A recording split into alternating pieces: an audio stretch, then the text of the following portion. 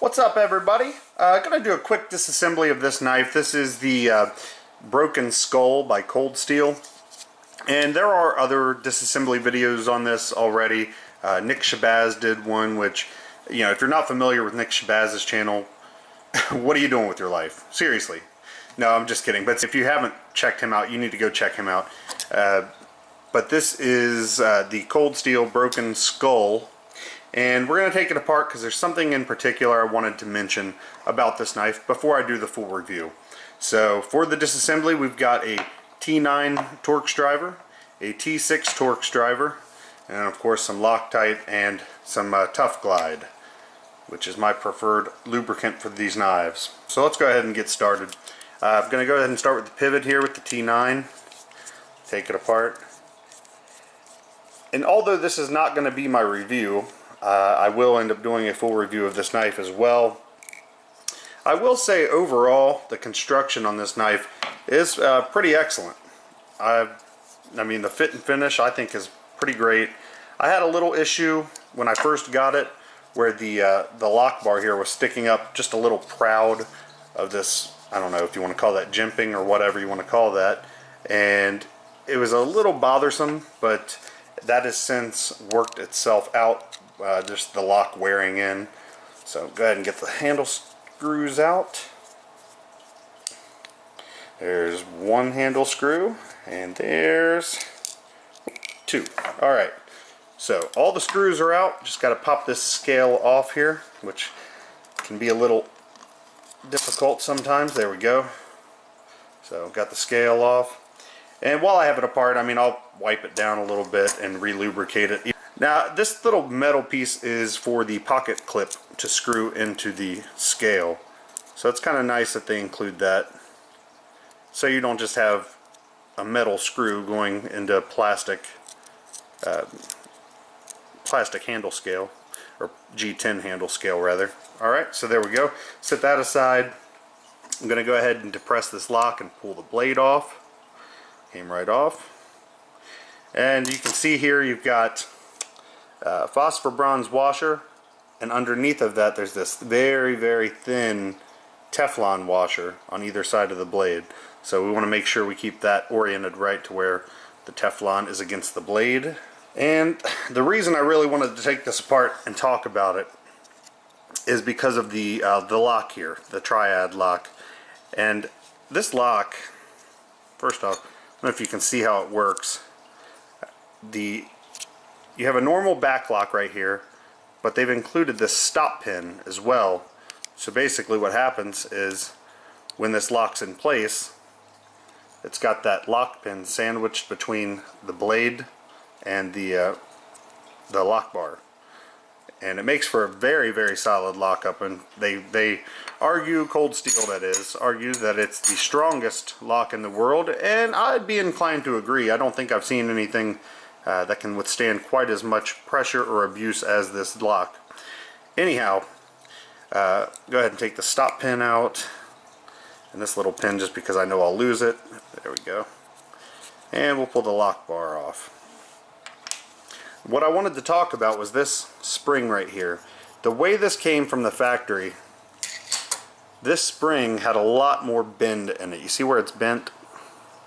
It was bent quite a bit more up in this direction, and it caused a tremendous amount of tension, I guess is the word I'm trying to say. And it required a lot of poundage of force to depress this lock to release the blade and close the knife. So what I ended up doing is I took this spring out and I clamped it into my bench vise all the way up to here, so pretend my fingers are a bench vise. Clamped it in place all the way up to that bend, and I just took a hammer and kind of tapped this thing to kind of straighten out this spring just a little tiny bit. And since then, the action on this knife is phenomenal. It was to where I didn't want to carry the thing because it was so hard to actuate the lock. And now that I've done this little fix, and I don't know what this does to the warranty, I'm sure it voids the heck out of it. I just wanted a better action, and I got it. I guess I should have done a video when I actually did it, but I wasn't sure if it would work. So I didn't video it. I just did it. But there you go. So that's kind of what I wanted to talk about, though. That lock, I don't know how much pressure it took. I don't have a force meter or anything. I wish I did, to measure the amount of, you know, poundage it took to compress this lock bar. But oh my goodness, it was heavy. It was heavy for sure. So alright, that's all I really wanted to talk about. We've got the thing disassembled. I might as well wipe it down real quick. I'm gonna pull this other pin out here, pivot pin, and in the vein of Nick Shabazz, I'm going to use some booze. This is only 70% isopropyl alcohol, but it'll work. And squirt a little bit down on this paper towel. Just kind of wipe some of these parts down. It shouldn't be really all that dirty because I've had it apart semi-recently. I'll just wipe the whole blade down. This blade is a fingerprint magnet. Not that, again, not that I'm reviewing this knife right now, but just a point to note there. It is a fingerprint magnet. Alright, wipe that down, wipe the scale down here.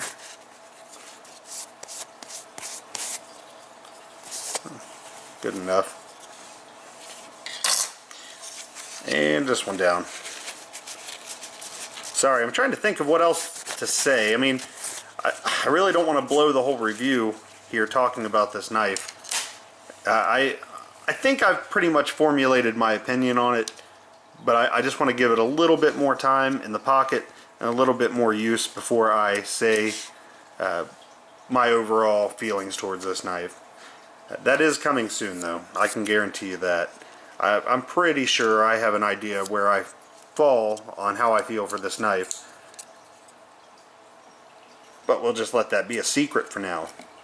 Alright, so go ahead and put our pivot pin back in here for our lock. And let's see, what do I want to do next? Yeah, we go ahead and put this little silver pin in as well. This is the stop pin for when the knife is closed, to keep it from the blade from slamming into this backspacer. So that's back in place. I'll hold off on the other pin, the stop pin. Okay, so what we'll do, grab my pivot. Whoop, and there go my pins. Oh, the struggle is real. Now this is a D-shaped pivot hole. You can see that. It's got a flat portion at the top of it. I don't know if I'm showing that properly. There you go, you can see it. And your pivot here as well has a flat portion at the top.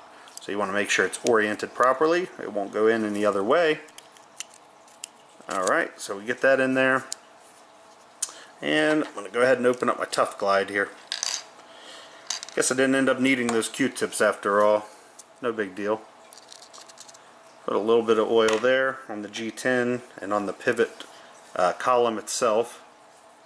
And drop down our first phosphor bronze washer, which really didn't need cleaned either.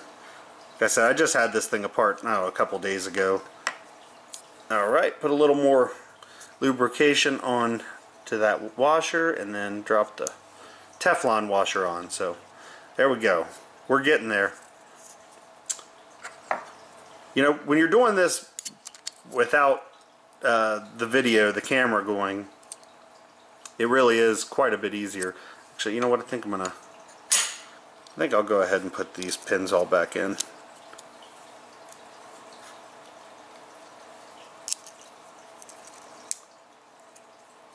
There we go. Last one.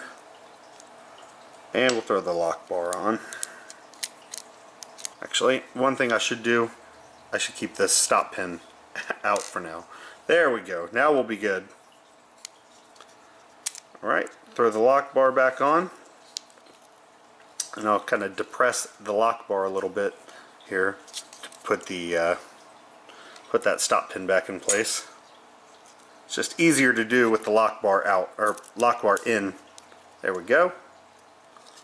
So our lock bar is reinstalled. Just need to put the blade on and put our other washers in place and put it all back together again. Screw. Oop. Whoops. Oh goodness. Now I got to try to find all these pins that just went flying onto my floor. Like I said, the struggle is real. Oh, okay, apparently just one pin went on the floor. Here's one of them. Alright. Find the closed stop pin.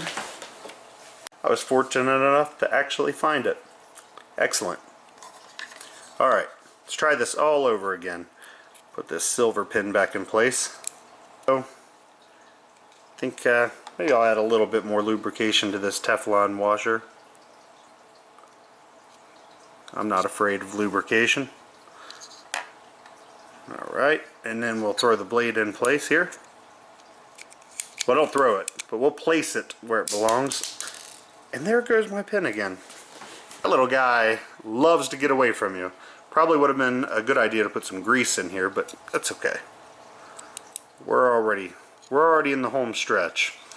Alright, so the knife is half assembled. Go ahead and get our washers and our lubricant. Put a little bit down here on the blade. Just a dab will do ya. Throw the Teflon washer in place. There we go. And maybe a little bit more. One more little dab. And we don't really need to put lubrication on this side, but since I'm already here, why not? There we go. Plenty of lube. This little metal piece is not wanting to stay in place, so I'm going to put just a tiny drop of lubrication down in this this little area here and see if that'll cause enough surface tension to keep this guy in place. It's kind of a pain. Alright, there we go. There we go. And it's staying. So we'll go ahead and throw the scale back on top here. Push it all down. And I have to depress this lock to really fully seat that that pivot. I have learned that with this knife. So there we go. All back together, just need to put the screws in it and we're all set. So for this, I will use a little bit of blue Loctite, and I took this apart, like I said, a couple days ago. I did not re-Loctite it then, but I was kind of planning to put the knife back together today, and I figured I'd Loctite it then. There's already a little bit. You can see where the factory had Loctited the screw. It's a good sign. I should say it's a good sign that it's not red Loctite. Dab a little bit of that off, I put too much. There we go. Go ahead and reinsert our pivot screw. Get it tightened down, not super tight, but just in there. Alright. And our scale screws here, or body screws, however you want to say it. A little bit of Loctite on those as well. It did come with plenty of Loctite on these screws from the factory, I gotta say. More than a lot of different manufacturers, I'd say. In fact, you can take a look at this screw here. You can see all the built up Loctite on there. That's how it came from the factory. So it may not be necessary to add more, but I'm going to, because why not? I've got it apart. Might as well. Make sure it's all put back together properly. There we go. I'll go ahead and crank those on down while we're here. And then I'm going to close this partially. I'm going to have this at a 90-degree angle. Let's see where we're at. Okay, so our blade is way off center. We can go ahead and adjust for that though. Tighten this pivot down just a bit more. See where we fall. Still a little off center there. No problem. Got plenty more adjustment room.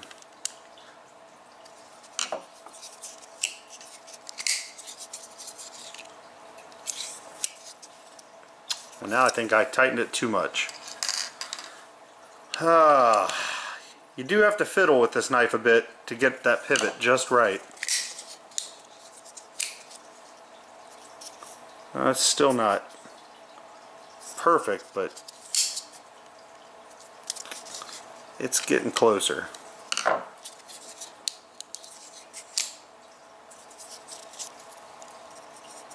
Okay, there we go. I keep forgetting to show it to the camera. Instead, I've got it facing all kinds of other directions. Yeah, it looks pretty close. Let's check for blade play. Still a little bit of blade play. Okay.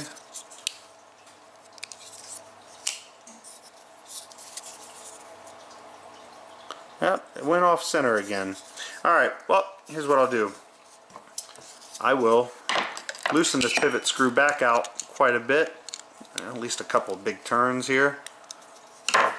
And then loosen these handle screws that we just put in. This is just a little trick to get everything lined up. And it seems to work pretty well. So we'll loosen those. I'll even loosen the other side, even though we didn't take that apart. See if it helps get us all lined up. Okay. Those are all loose. Now I'll go back down to this pivot screw and tighten it down.